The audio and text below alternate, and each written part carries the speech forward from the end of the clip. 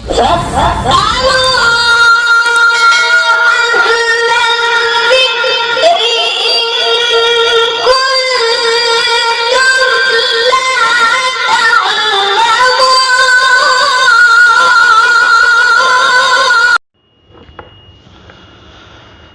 ونصلي على رسوله الكريم أما بعد فقد قال الله تعالى في كلامه المجيد أعوذ بالله من الشيطان الرجيم بسم الله الرحمن الرحيم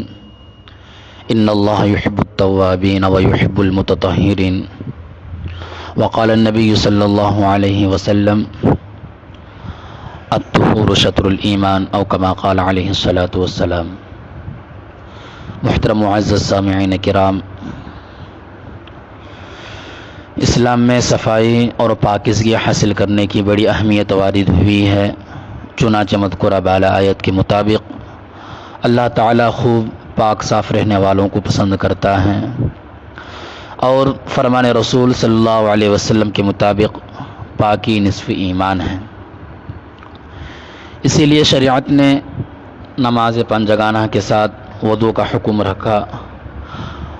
اور وضو میں ان اعضاء کو دھونے کا حکم دیا گیا جو بار بار غبار آلود ہوتے ہیں اور جن میں میل کچیل لگتا رہتا ہے۔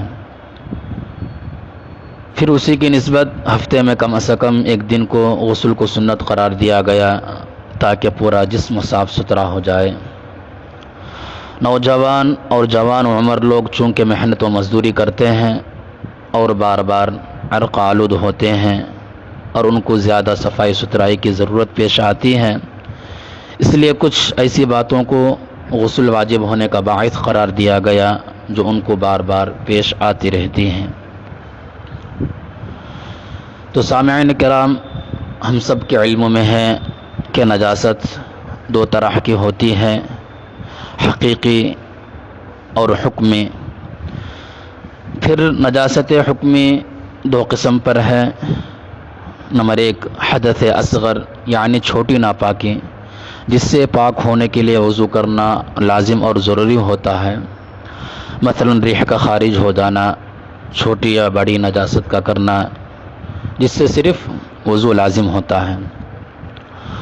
اور دوسرا حدث اکبر یعنی بڑی ناپاکی، جب انسان ناپاک ہو جاتا ہے تو جس سے پاک ہونے کے لیے غسل کرنا ضروری ہوتا ہے۔ تو اتنی بات تو تقریباً ہر مسلمان کے علم میں ہے کہ جنابت لاحق ہونے کے بعد مرد اور عورت دونوں پر، جبکہ حید و نفاس سے پاک ہونے کے بعد عورت پر غسل لازم ہو جاتا ہے۔ لیکن دیکھنے میں یہ آتا ہے کہ عوام الناس بلکہ کم و بیش پڑھے لکھے لوگ بھی غسل کے بنیادی مسائل سے ناواقف ہوتے ہیں، جس کی بنا پر ایسی غلطیاں سرزد ہو جاتی ہیں کہ ان کا غسل ہی درست نہیں ہوتا اور وہ بدستور ناپاک ہی رہتے ہیں۔ تو اس کے متعلق جتنے بھی مسائل ہیں، مثلا غسل کے فرائض، غسل کے واجبات، غسل کی سنتیں، غسل کے مکروہات، غسل کے آداب و مستحبات، اور اس کے تحت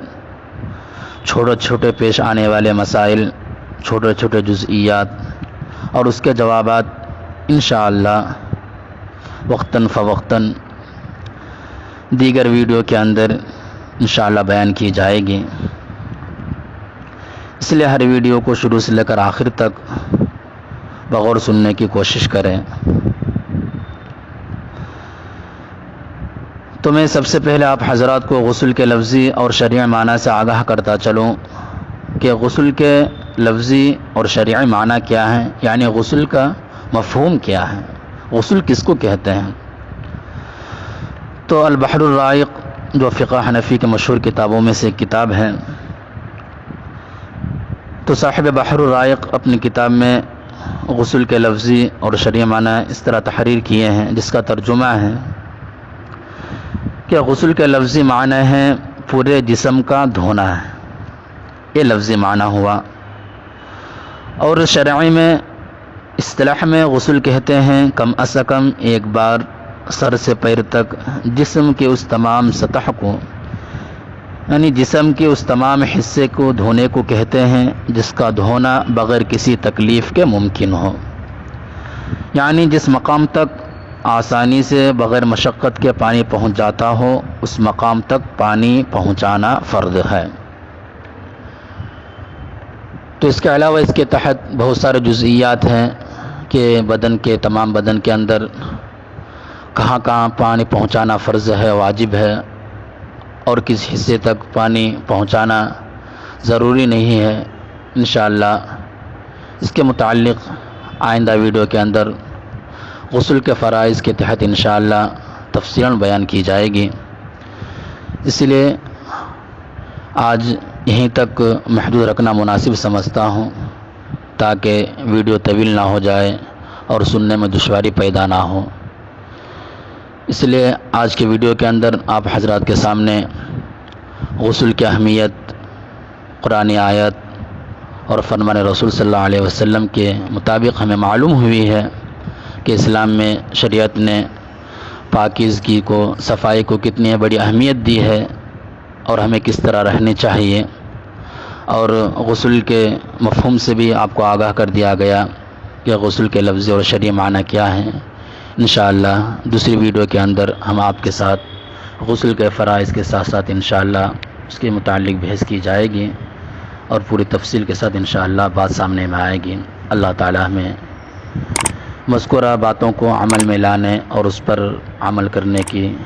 توفیق عطا فرمائے۔ وآخر دعوانا الحمدللہ رب العالمین۔